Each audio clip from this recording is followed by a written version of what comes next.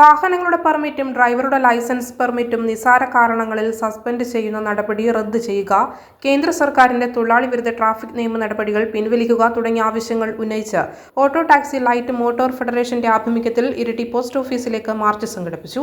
CITU Iritty area secretary ES Sathyan March ഉദ്ഘാടനം ചെയ്തു. P. ചന്ദ്രൻ അധ്യക്ഷനായി. KC Suresh Babu, Babu Kuriakose, Muhammad Rafi, K. അനീഷ്, ബാബു വള്ളിത്തോട് തുടങ്ങിയവർ സംസാരിച്ചു. പാവപ്പെട്ട ഈ മേഖലയിൽ പണിയെടുക്കുന്ന മോട്ടോർ തൊഴിലാളികളുടെ വയറ്റത്തടിക്കുന്ന കരിനിയമമാണ് കേന്ദ്ര ഗവൺമെന്റ് ഇപ്പൊ നടപ്പിലായിക്കൊണ്ടിരിക്കുന്നത്. ഇങ്ങനെ എങ്ങനെയെല്ലാം ഈ മേഖലയിൽ പണിയെടുക്കുന്ന തൊഴിലാളികളെ ചൂഷണം ചെയ്യാം, ദ്രോഹിക്കാം എന്ന ഗവേഷണമാണ് കേന്ദ്രം ഭരിക്കുന്ന നരേന്ദ്രമോദിയുടെ ഗവൺമെന്റ് ഈ രാജ്യത്തിനകത്ത് നടപ്പിലായിക്കൊണ്ടിരിക്കുന്നത്.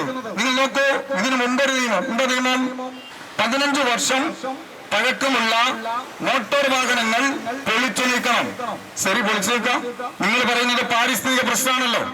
ആ പാരിസ്ഥിതിക പ്രശ്നത്തിന്റെ ഭാഗമായിട്ട് നമ്മുടെ മലിനീകരണം ഉണ്ടാകുന്നത് ഞങ്ങൾ ഉൾപ്പെടെയുള്ള ആളുകൾ അത് തടയണമെന്ന് ആഗ്രഹിക്കുന്ന ആളുകളാണ്.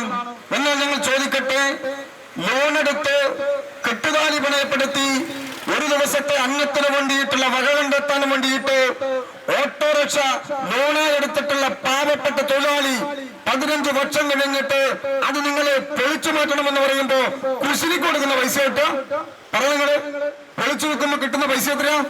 ആക്രിക്കാരൻ നിശ്ചയിക്കുന്ന വിലയല്ലേ അതിന് കിട്ടുള്ളൂ.